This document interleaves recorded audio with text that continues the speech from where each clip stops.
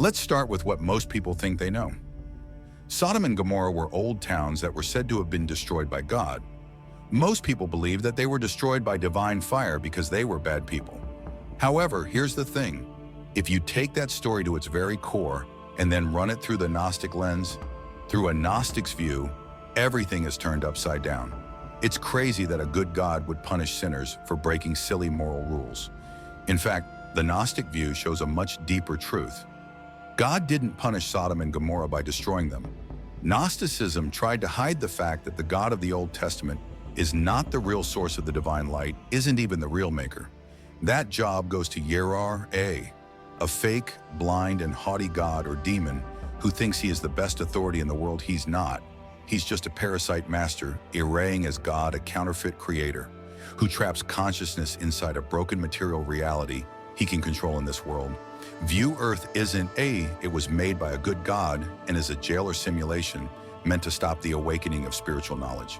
So when we revisit the story of Sodom and Gomorrah, with that context in mind, we are not looking at a tale of divine justice.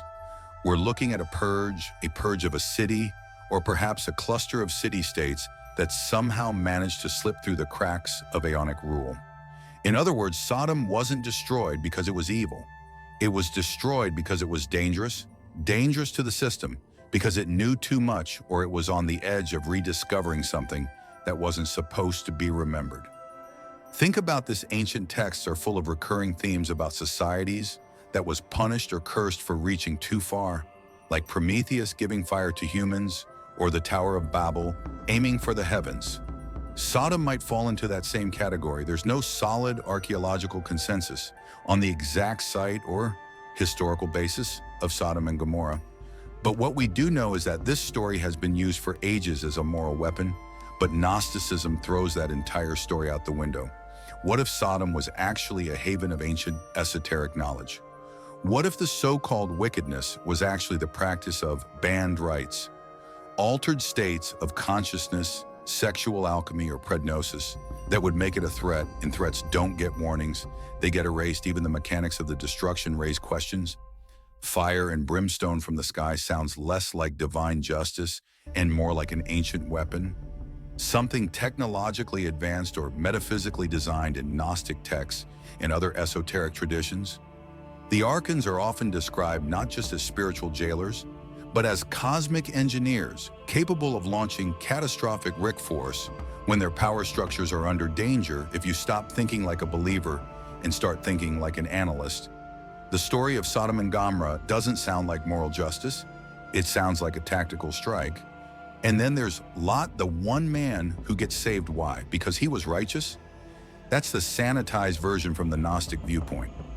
Lot wasn't saved because he was good. He was saved because he was obedient. He wasn't a rebel. He wasn't pushing against the system. He was loyal to the fantasy. He didn't question the authority of the false god, and that made him useful.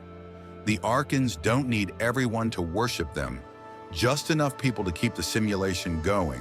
That's how systems of control live, not through total domination, but through selective preservation of those who play by the rules.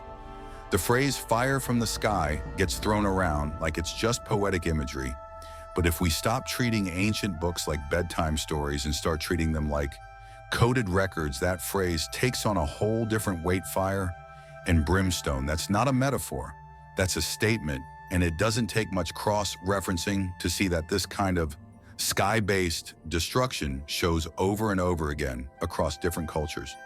Syro-Phatic, even early Mesoamerican records, they all talk about something. Ring down from above, obliterating entire areas in an instant. That's not divine wrath, that's technology, or at the very least, it's force usage. But the bigger question is, who is implementing it in the mainstream version of the Sodom story? The destruction is framed as some kind of cosmic moral lesson, but the details don't add up. You don't need that level of overkill to make a moral point. You use that kind of destructive power when you're trying to remove something, completely wipe it off the map, erase it from memory, reduce it to ash and myth. That's not moral discipline, that's containment policy. Look at the way the event is described, not just fire, but brimstone, sulfur-based chemicals raining down at extreme temperatures. That's a very detailed detail, and it's consistent with the chemical signatures of high energy. Aircraft bombardment or plasma-based technology, you can dismiss that as coincidence if you want, but historically, these kinds of mythological descriptions often point to real events that ancient people didn't have the words to properly explain when they saw high-energy events, explosions, radiation, burns, air shock waves. They described them in the only terms they had: fire, thunder, destruction from the heavens. You don't need to believe in aliens or advanced civilizations to realize that this wasn't just a campfire getting out of hand. Now let's talk about Lot again, but not in terms of morality. Let's talk about details. He's not just a survivor, he's a witness in modern terms. You'd call him a controlled story vector. Think about it. You eliminate a city, but you spare one family and you give them very specific orders. Don't look back, go to this spot, stay out of the ruins. That's classic containment. That's what you do when you want to sanitize the aftermath and limit information leakage. It's not about saving the righteous, it's about controlling the message you want. A loyal mouthpiece who will reinforce the official story of events, not someone who's going to dig through the ashes and start asking the wrong questions. The order to not look back is another piece of the procedure. In most traditions, it's treated like a symbolic warning about disobedience or desire for sin. But in practical terms, it's more like a quarantine order. Don't look at the ruins, don't watch the destruction, don't witness what actually happened. And what happens when Lot's wife does quick crystallization? She turns into a pillar of salt again. Forget the symbols, think physics. Salt in ancient texts often represents desiccation, mineralization, or quick exposure to extreme atmospheric forces. You don't get that from a simple glance. You get that from closeness to something unstable, something lethal, something unshielded. That wasn't divine punishment, that was collateral damage. These facts aren't there by accident. They are pieces of an event that had to be dressed up as divine justice to avoid drawing attention to what was really going on. And if Sodom's destruction was part of a suppression effort, then what we're really looking at is proof of a systematic effort to erase certain kinds of knowledge practices or communities from history, not because they were EV, but because they weren't compliant. Let's get something clear. Lot is not a hero. He's not a prophet, a liberator, or a light of moral excellence. What you're looking at in this story is a figure that's been massively mischaracterized by religious custom to fit a narrative that just doesn't hold up under critical examination. Lot's place in the story isn't spiritual salvation, it's compliance management. He's the perfect example of a system-favored agent, someone who doesn't attack the hierarchy, doesn't question the orders, and follows procedure without hesitation. And when you dig into the post-destruction events involving Lot, that's where things get a lot more disturbing and a lot more telling. After the so-called divine destruction of Sodom and Gomorrah, the story takes a sharp and awkward turn. Lot escapes with his 2 girls into the mountains. No city, no people, no future. But then we get one of the most bizarre and quietly brushed over moment in biblical narrative. Lot's kids get him drunk and have sex with him on 2 straight nights, each bearing a child. Now in religious commentary, this scene is usually minimized or moralized as some desperate attempt to preserve human lineage. But that's a deflection. What we're actually seeing here is a breakdown of symbolic systems, and if you look at this through a Gnostic or esoteric lens, it points to something a lot darker than just incest. The story shows Lot as drunk and passive, but make no mistake, this isn't an accident. The use of wine here isn't just a story detail. It's a cipher in esoteric traditions.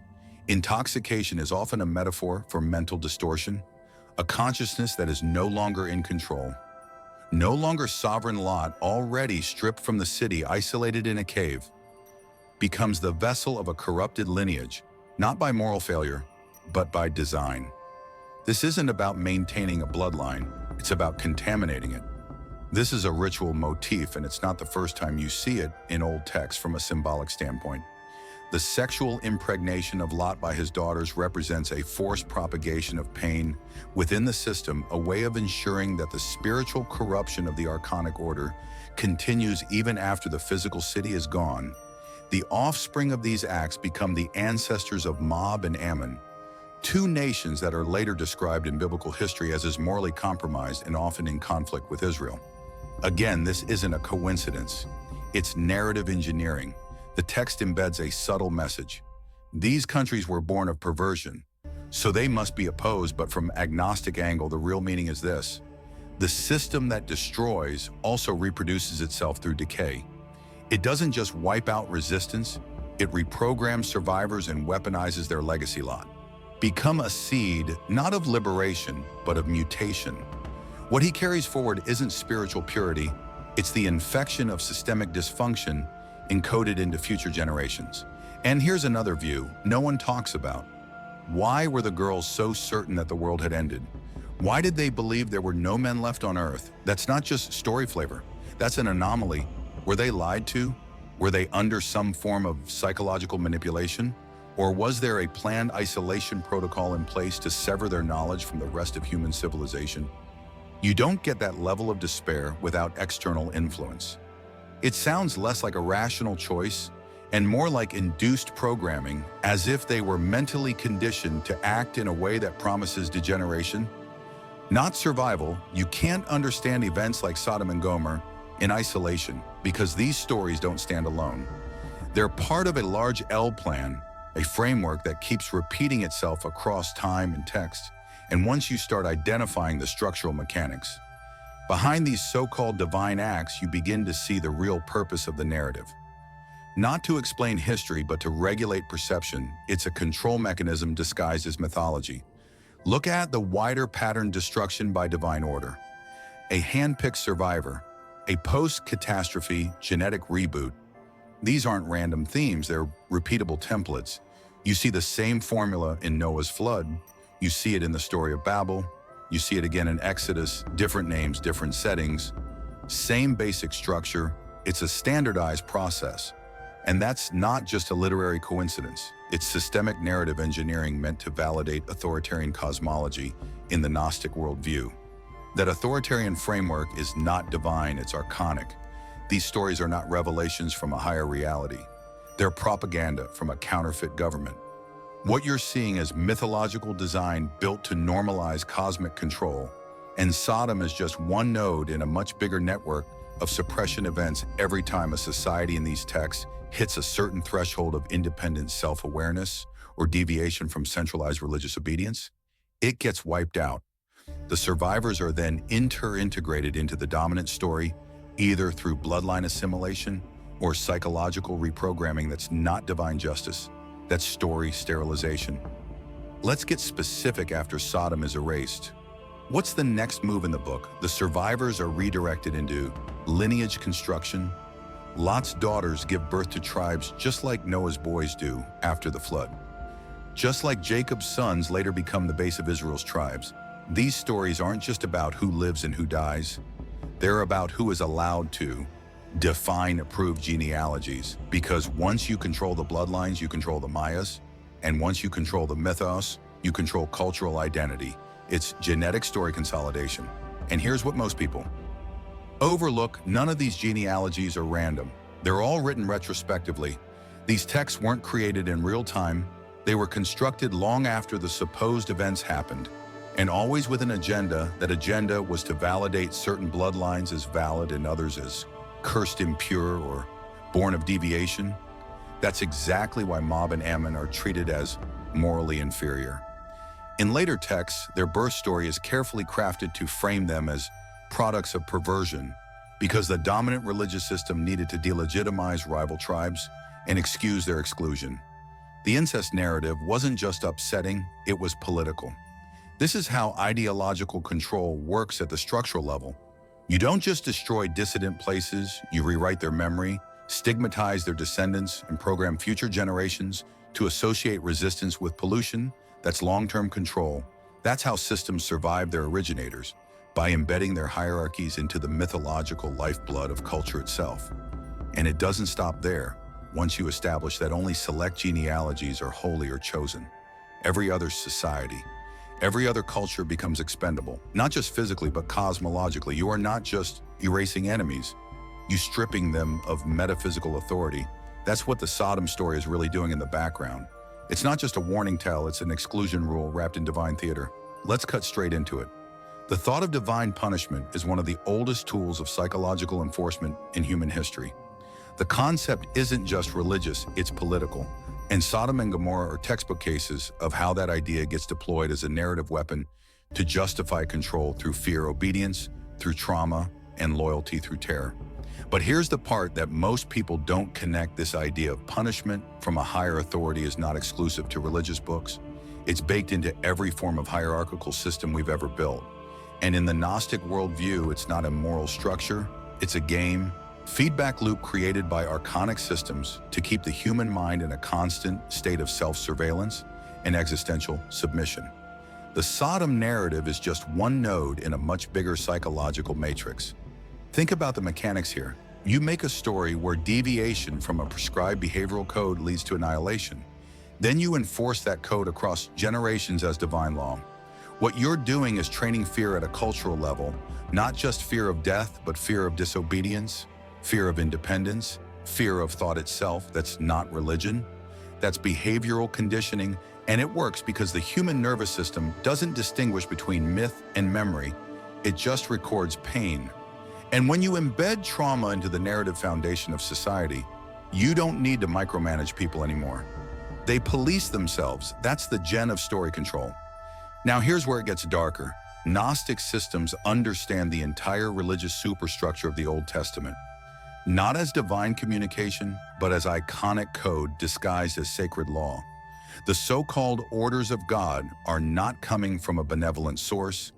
They're coming from a parasite, a counterfeit intelligence, acting as the ultimate authority whose only purpose is to maintain dominance over human consciousness. That's why divine punishment always comes down hard and fast, without balance. You're not watching justice unfold, you're watching territory enforcement. You're watching a rogue operating system protecting its firewall. Take any instance of divine wrath in these texts and examine the context. It's never about real danger to humans, it's always about disobedience to authority. Whether it's someone building a tower, questioning an order, or associating with the wrong tribe, it's the breach of control, not morality, that causes the punishment. That's the system doesn't care what you do, it only cares whether you follow. That's why Sodom had to be destroyed, regardless of what was actually happening. The story had to send a clear message: total compliance or total erasure. And don't ignore the psychological sophistication here. The fall of Sodom is not just described as physical annihilation, it's emotional, symbolic, and collective. It's not just about burning buildings, it's about erasing memory, breaking continuity, creating a myth so powerful that it locks generations into submission, without a single soldier raising a weapon. That's not divine judgment, that's high-efficiency control engineering. Even the living figures in these stories are processed through the same enforcement loop. Lot isn't rewarded. He, broken, his lineage is corrupted, his legacy is marked, and his survival serves only to support the system's authority. That's not grace, it's psychic containment. Survivors aren't spared for their virtue, they're spared for their utility. That's how archonic systems handle dissent. They don't just eliminate it, they co-opt the remains and repackage them as cautionary examples. There's a key pattern no one ever talks about when it comes to stories like Sodom and Gomorrah, and that historical deletion masquerading as divine action. What you're looking at is not just the destruction of cities, it's the obliteration of an entire setting. These weren't just places where people lived, they were systems of knowledge, centers of alternative culture, maybe even remains of authoritarian spiritual practices, and yet in the dominant record, they're reduced to a single label. Evil, no nuance, no detail, no protection, just a moral branding followed by total erasure. That's not storytelling, that's plot warfare and Gnostic thought. This is exactly how archonic systems keep their monopoly over perception. You don't just control people by force, you control them by controlling what they're allowed to remember. And Sodom's destruction is a great example of strategic memory suppression. Think about it. Entire cities wiped out. Yet no real information survives about what those societies actually were, what they did, what they believed, how they lived. All you get is a one-sided portrayal written by the victors. That's historical pattern recognition 1. 01, when the only remaining record of a people comes from their enemies. You're not reading history, you're reading censorship. And the time of this destruction within the biblical story isn't arbitrary either. It's inserted right at the moment when the broader religious framework is consolidating power, transitioning from tribal myth into codified divine law. Sodom and Gomorrah act as a narrative firewall. They reflect everything the emerging religious order wants to define as outside the law, not just behavior, but worldview, cosmology, identity. The story isn't just condemning acts, it's condemning alternate ways of being that threaten the authority of the system. There are older traditions, non-biblical, marginal, often broken, that hint at the chance that Sodom wasn't just some isolated den of depravity in certain ancient esoteric lineages. There's mention to cities of knowledge that predated the centralization of priestly power places, that kept premier GC awareness, alternative cosmological models, initiatory rites, and Gnostic frameworks for understanding the world. These weren't moral threats, they were epistemological threats, threats to the foundational assumptions of the false god system. And threats like that don't get discussed, they get vaporized. You can see this trend globally every time a dominant empire or priesthood rises. One of the first things they do is remove rival knowledge systems, burn libraries, destroy temples, execute initiates, rewrite creation stories. And when they can't erase the information itself, they demonize the source, frame it as heresy, witchcraft, corruption, or sin. That's what Sodom became, a placeholder for every system of thought that didn't fit the official mold. Even the site of Sodom and Gomorrah is a red flag to this day. No archaeological agreement exists. The supposed sites are unclear, contradictory, speculative. That's not just an academic problem, that's a clue. It means the cities weren't just destroyed, they were intentionally scrubbed from cultural continuity. And that's what real narrative control looks like. You don't just wipe out the goal, you wipe out the map, the memory, and the meaning. You leave behind a cautionary tale and remove every sign of the original content. Let's talk about the working mechanics behind all of this, because when you zoom out far enough from the narrative surface, what you start seeing isn't just legend, it's infrastructure, it's systems design, and at the center of that structure in Gnostic cosmology is the Iran, not as metaphor, not as literary symbol. It's literal forces of control, engineered entities whose entire job is to maintain and enforce the artificial order of the material world in stories like Sodom and Gomorrah. Those are military field operations performed and authorized by that system. You're not watching the hand of God, you're watching enforcement protocol executed through metaphysical agents meant to protect the simulation. Forget the wood idea of demons or fallen angels, that's noise archons, aren't rogue spirits or cartoon villains, they are organized. Think code enforcers, think firewall software with consciousness. Their job isn't chaos, it's containment. Their goal is not to punish bad behavior, it's to eliminate destabilizing elements before they trigger systemic awakening. They don't operate based on moral rules, they operate based on threat detection. That's why you see them show up. Not when people do wrong, but when people begin to break the limits of permissible view. That's the real red line. This is exactly what makes the Sodom story so telling. Not because it's unique, but because it's textbook archonic intervention detection of an unstable node. Employment of force scrubbing of cultural memory, containment of survivors, integration of survivors into new control pathways. Every step follows the same operational logic. It's precision-based metaphysical control, and it's repeated over and over across mythologies that were shaped under the influence of the same governing architecture in real Gnostic texts, real ones, not sanitized reinterpretations. You'll find accounts of these archons that read more like cold AI procedures than spiritual beings. They're described as imitative, sterile, incapable of true creation, but super efficient at replication and manipulation. That's what matters. They don't build systems, they clone and enforce them. That's how the illusion is kept through loops, through law, through fear-based enforcement, cycles embedded in religious, social, and biological systems. And the key tactic isn't brute force, it's narrative hijacking. That's why these stories exist in the way they do.